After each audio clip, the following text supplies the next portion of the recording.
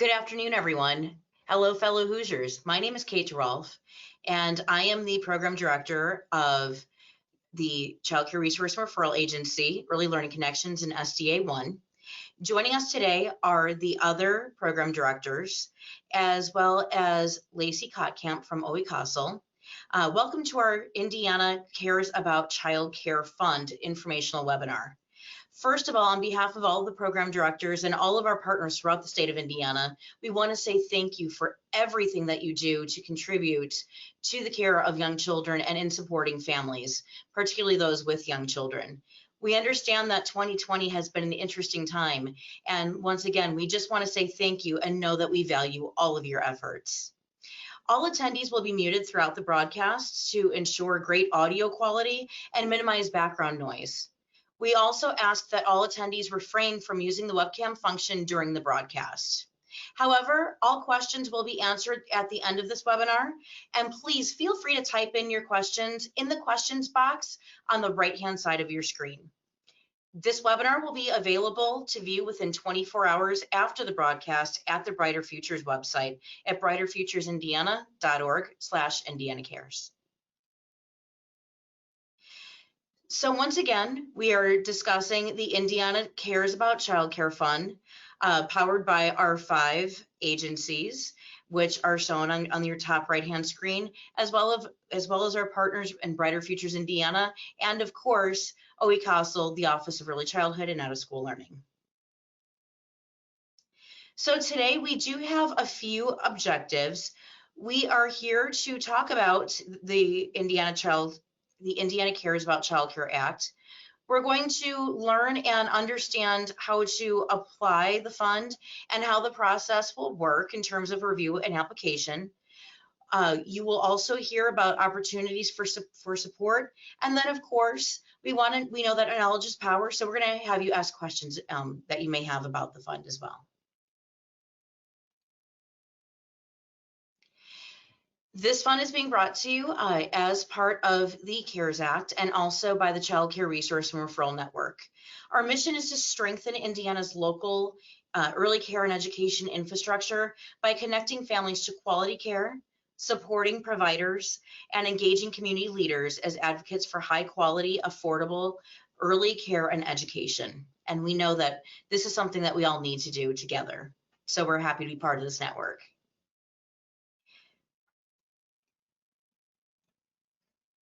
To support our state's providers and ensure Hoosier families have high-quality childcare options, the Indiana Family and Social Services Administration's Office of Early Childhood and Out-of-School Learning, in partnership with the Indiana's Child Care Resource and Referral Network, is launching the Indiana Cares About Child Care Relief Fund. Supported through the Federal Coronavirus Aid, Relief, and Economic Security, otherwise known as the CARES Act, these grants will help providers with safety-related expenses as well as emergency operating needs. So, of course, just like any other grant opportunity, there are different eligibility requirements. In order to be eligible for this opportunity, eligible providers must be open and actively serving children and families, or for temporary closures due to a positive case of COVID-19, have served children during the previous 30 days. You must be serving children ages 0 to 12, an approved CCDF provider, a licensed center, family child care home, unlicensed registered ministry, or legally licensed exempt providers, also known as LEPs, that are not in schools or Head Start/Early Head Start programs in the state of Indiana and are in good standing with licensing. In order to be considered for this award, first of all eligibility criteria must be met. Awards will be issued through a series of reimbursement. Providers who are experiencing a temporary closure, though, however, due to a positive COVID-19 case, and those with needs unmet by previous COVID-19 relief funding opportunities may be given funding priority in those decisions. And with that being said, we want to make sure that we are as inclusive as possible. And today we want to make sure that this is informational for you and your questions are answered. So please make sure you take advantage of the chat box and please look to the right-hand side of your screen where you can type those in.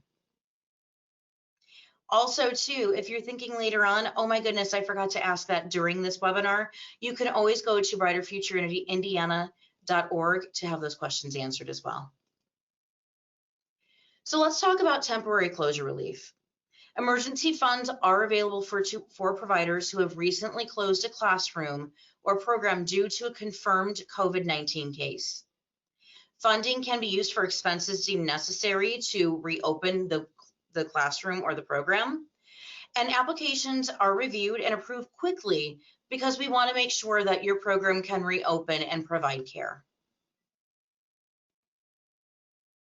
So let's look at the bottom dollar, literally our funding amounts. Awarded funding is based on program capacity. So if you have under 20 children in your capacity, your maximum request that you can make is $3,000. If you serve 20 to 50 children, your maximum request is $7,500. And if your maximum is over, and your capacity is over 50 children, your maximum request is $12,500. So there are a number of allowable expenses that may be reimbursed by Indiana Cares about child care grants. And they include expenses that are directly related to maintain COVID-19 health and safety guidelines, such as purchasing health and safety related materials and supplies, staffing, cleaning services, and additional furniture to support social distancing. We understand that you have increased expenses due to COVID and to maintain safety standards. So once again, we want to make sure that we are as inclusive as possible. So providers may request funding for allowable expenses across one or more of the following categories: equipment, supplies, and materials, staffing, and professional services. And once again, if you have any questions at all, please type them into the chat box.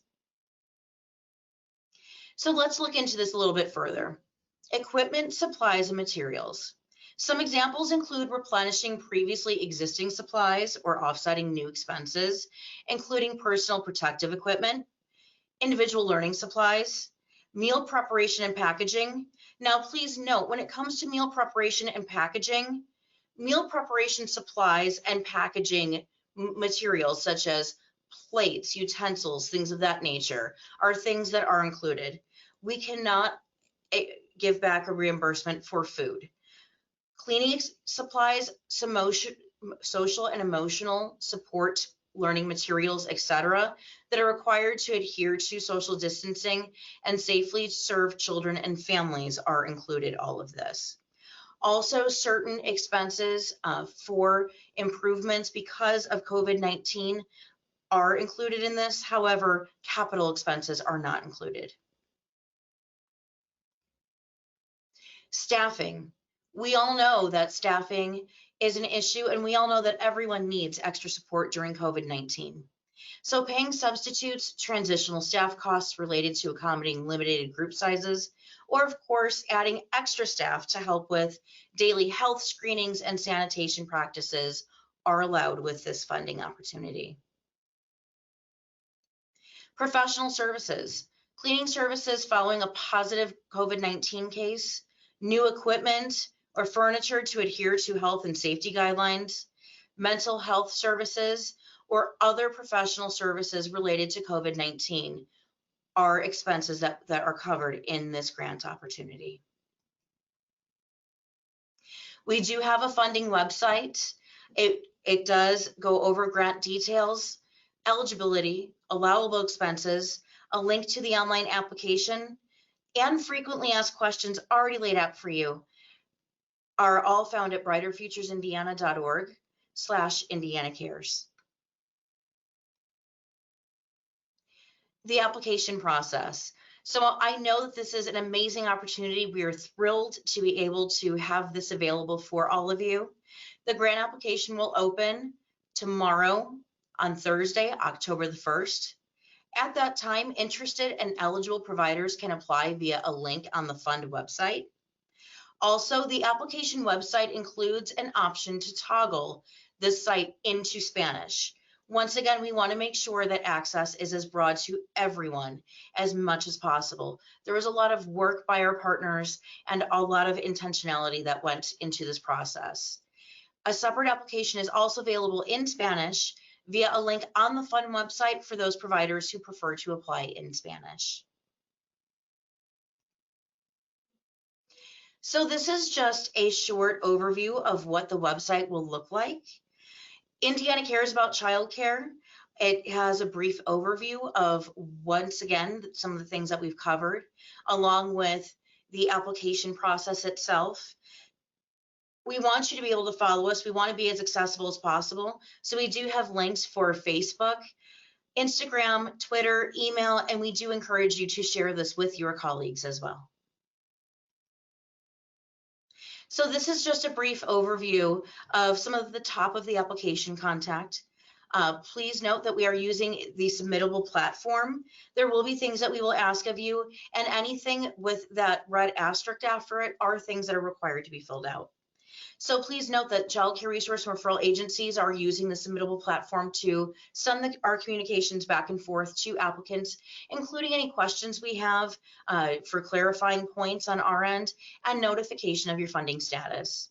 The individual who submits the application is considered the point of contact. You'll receive the communications, so applicants should monitor the email address that is submitted. When you submit, you will receive an email confirmation of your submission. And also at the end of the application, applicants must enter the name and title of the person who has legal signatory authority for the organization, including that the individual is and has approved this application. This individual will be required to sign the grant agreement and should be the application be approved for funding. So let's talk about that next step. You've gone ahead, you've gone on the website, you've looked through all of the facts, you've gotten excited, you have the application process and you've submitted it. So now we're going to talk about the next step, the review process. Child care resource referral agencies, we will be reviewing the applications and announcing awards on a rolling basis every 2 weeks. Submissions by providers applying for funds needed to reopen a classroom or a program after a temporary closure due to COVID-19 after a positive case may be reviewed more quickly. Our goal is to get through this and get that out to you as soon as possible.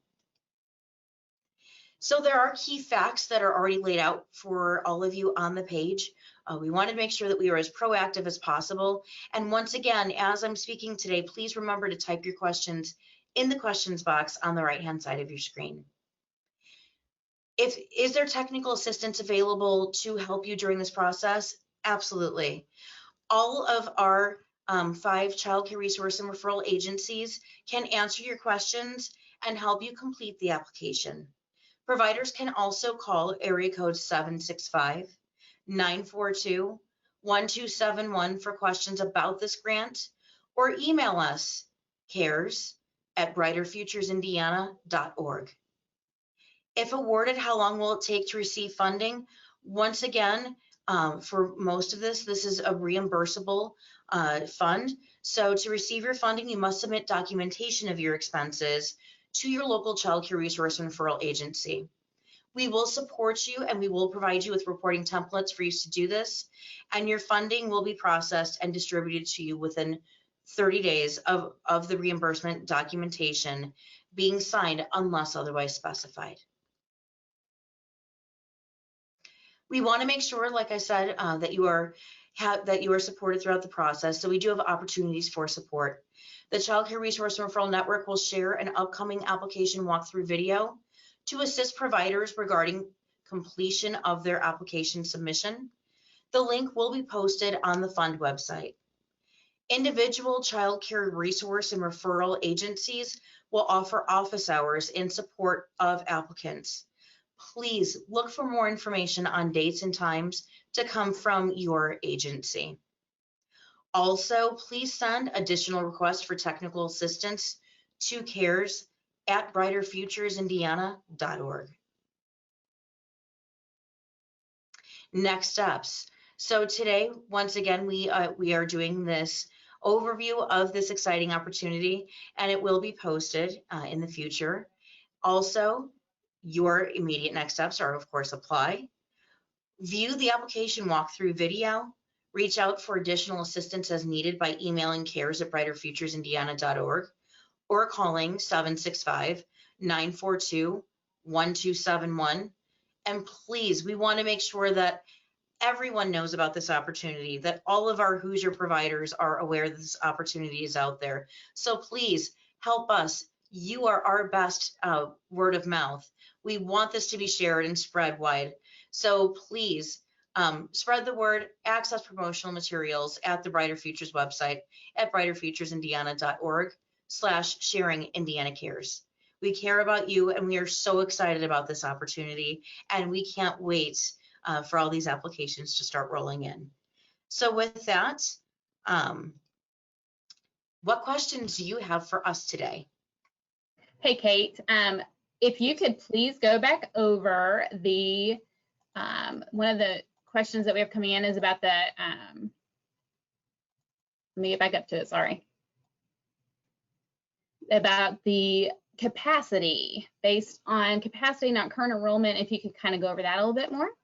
Absolutely. So one of the things that we will be looking for when the application is submitted is we will be looking at what your license capacity is.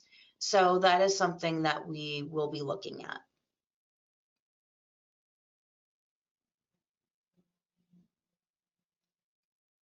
Someone asked about staffing, if it could be explained further. Current staff, new staff, just staffing in general. Okay.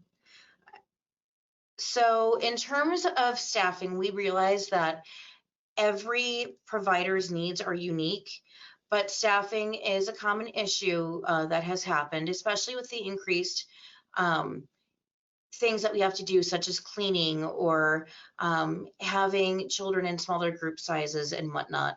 We want to make sure that we are supporting providers with their COVID-19 related needs.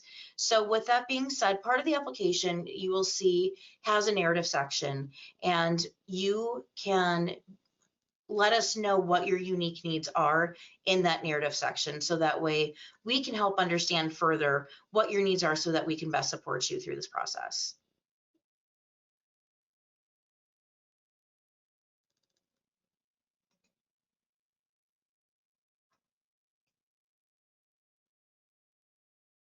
Alyssa, are there any other questions? Yep, sorry, I was just answering one about that this is not just for temporary closure due to positive cases. If a site's closed, they would fall under the emergency.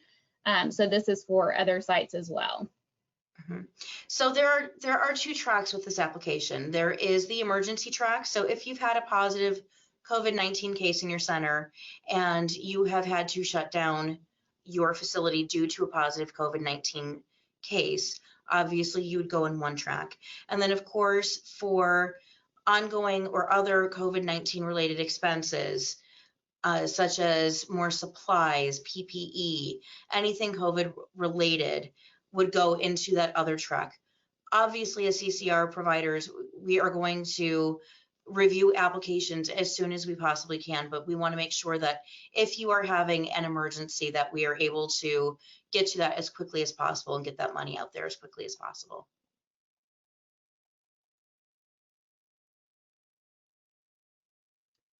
Can you reiterate as far as timing, as far as receipts and when purchases are to be made? So anything previously purchased? Absolutely. So anything previously purchased does not go toward this grant. This grant is meant to basically help all providers as we're going through COVID-19. If you look at the landscape of COVID-19, what the world looked like from March 13th onward has looked quite different. And as we know, the needs that were there initially versus the needs now, some are consistent and some have changed. And we want to make sure that we are supportive of your needs as COVID-19 progresses. So basically speaking, that's where that cycle comes in. So we will be looking at things from now on out, hence why the application process is opening up tomorrow. And that way, any needs that you have right now are the needs that we will be looking at. So you would be submitting needs that you have as well as that documentation with those receipts. So once again, we will be distributing that money within 30 days of receipt of those receipts, that documentation that is needed. And once again, with the application, if there's any sort of clarification point or anything that we have, we will definitely be reaching out to you, because we know that just like every family, every provider is unique, and we want to make sure that every provider is supported during this process.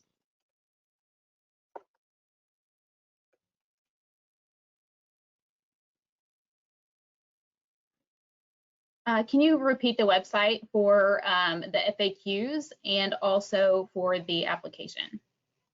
Yes, absolutely. So first of all, I can promise you all of us in CCR and our Brighter Futures and OECASA will be sharing this quite heavily. So please double check your social media. I cannot emphasize that enough. You can also go to your local child care resource referral agency on their Facebook pages and their social media. But once again, all of that information will be on the Brighter Futures website.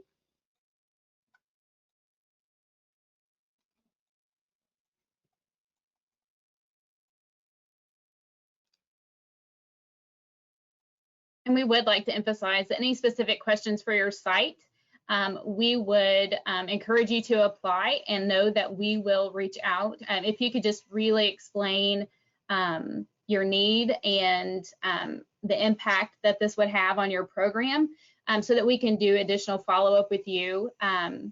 We really want to be able to assist and help you all out. So the more that you can include in your application would be very helpful for all of us. Absolutely. And also know too, please, you can feel free to call our CCR and our agencies as well. We are always here to help support providers and support families, not only during this time, but at all times. So we highly encourage you to reach out. And Kate, if you could go over again the time frame of how often providers can apply. Absolutely. So we are doing this grant in cycles, and we will be looking at the grants in a 2-week cycle. We will be announcing every couple of weeks the awardees, and you can apply during the different cycles. However, also, as we know, COVID is changing, and with the nature of COVID, we want to make sure that we are able to evolve with the needs of COVID. So we will be doing cycles and reviewing what does the landscape look like every couple of months to ensure that we are staying on trend and staying and keeping up with your needs and your supports as we go through this. We know that COVID so far has proved to be a marathon, not a sprint, and we want to make sure that we are consistently here to support providers throughout all of that.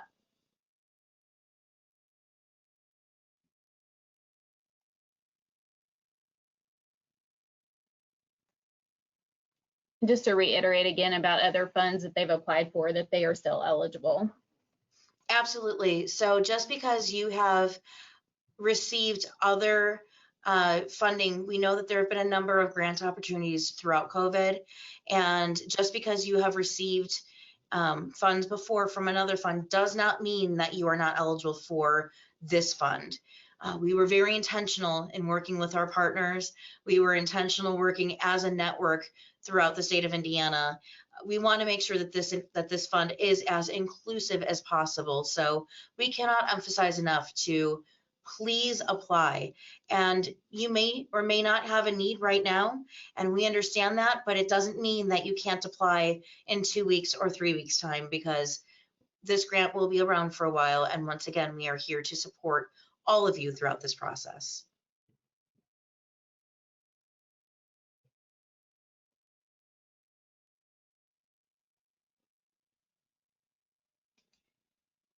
And could you clarify a little bit more about how reimbursements will be received? So what will happen is after you have filled out the application and we have approved the application, you will be getting materials regarding the reimbursement process. When that reimbursement comes out to you, You will fill it out. You will submit your supporting documentation, aka your receipts and whatnot, to us, and then we will go ahead and issue those funds to you.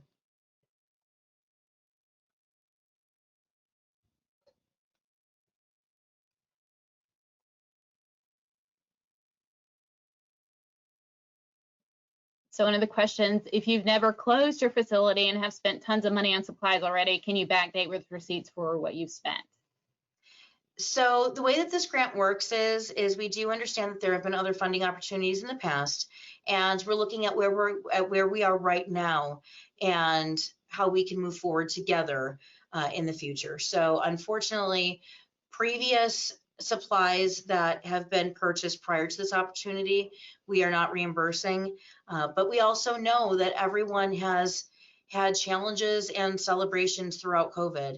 And we want to make sure that we are supportive of that and sensitive to that.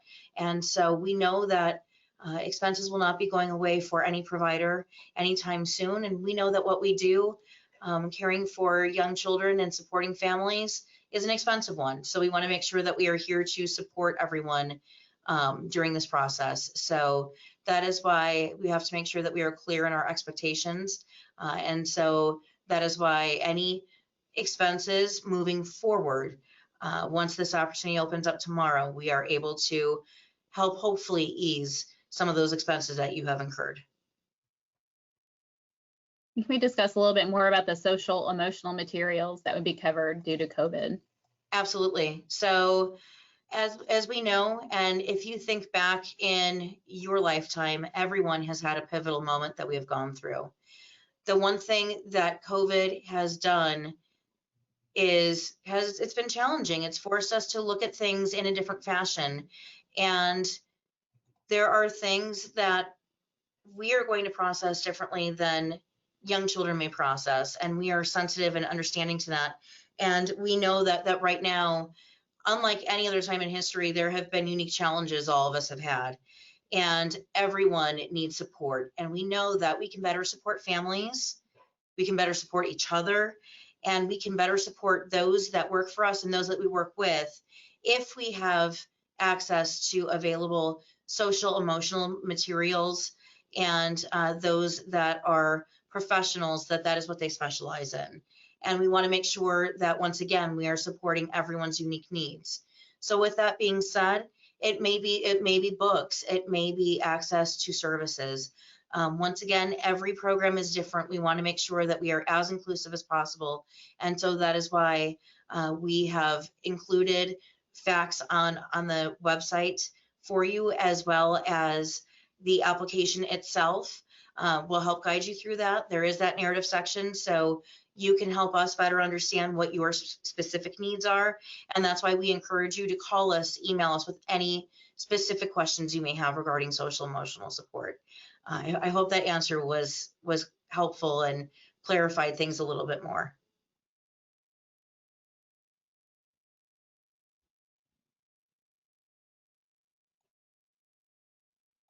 Sorry, I'm still scrolling through a few of these.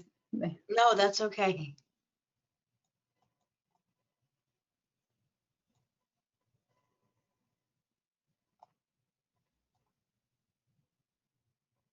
On the application, can it be saved or does it all have to be done at one time? That's a great question. So right now, I will be quite honest with you, we want to make sure that you have the right answer and not just any answer. And things are launching. So that is something that I would prefer at this point to put in a parking lot. But I promise you, we will look into that, because once again, we want to make sure you have the right answer, not just any answer. So we will jot that down and we will definitely get back to you. So if you wouldn't mind either emailing your CCR in our agency directly, calling us, or just sharing your contact information, I promise we will get that out to you as soon as humanly possible.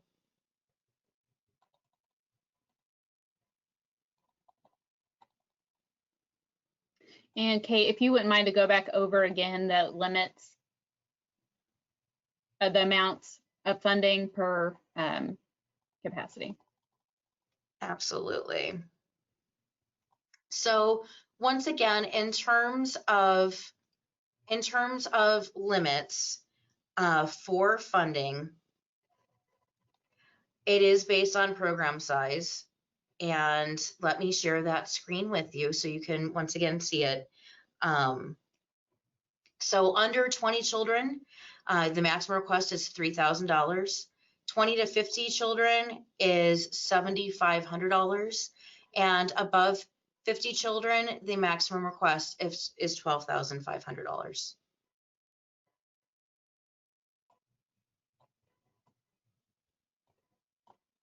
And if they're multi-site, each site needs an application. Yes, so if you do have multi-sites, thank you for bringing that up. Once again, if you do have multi-sites, you do need to fill out an application for each one. And part of that is because we have you attach your license to it.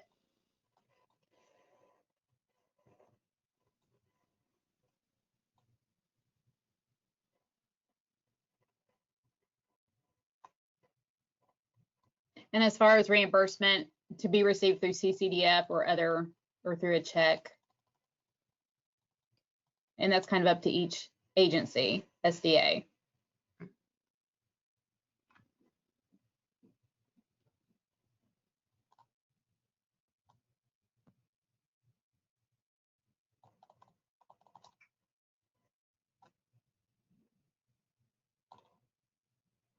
Does a program have to be a level 3 or 4?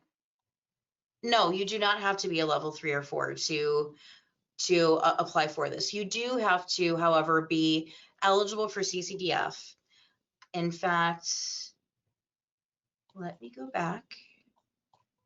I'm a very visual person myself, so I always like to look at things, and I'm happy to share those with you.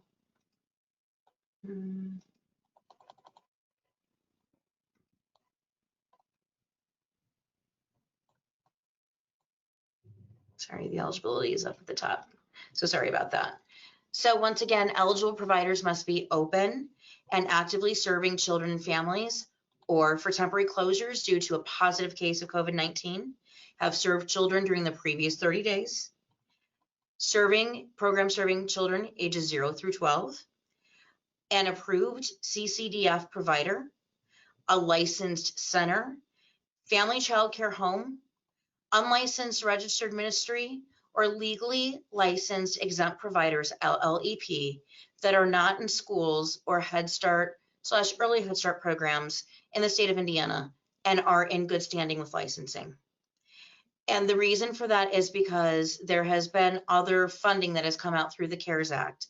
And so that is why that particular limitation is there.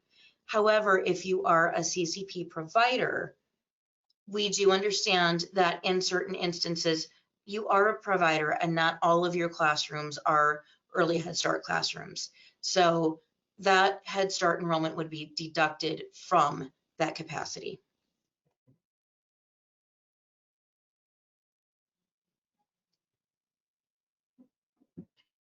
And again, just reiterate that providers, how often can they apply for this? So honestly, providers can apply every cycle. So you may apply every cycle, and once again, all of that information, I know we've thrown a lot at everyone today, will be available on that Brighter Futures website.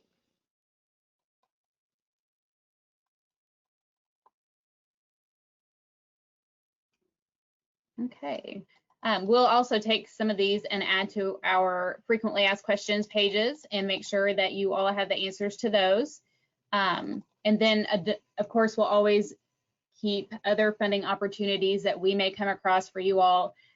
We'll also let you all know about that as well, as they're all different. And this is just a unique opportunity that we are happy to be a part of, to be able to support you.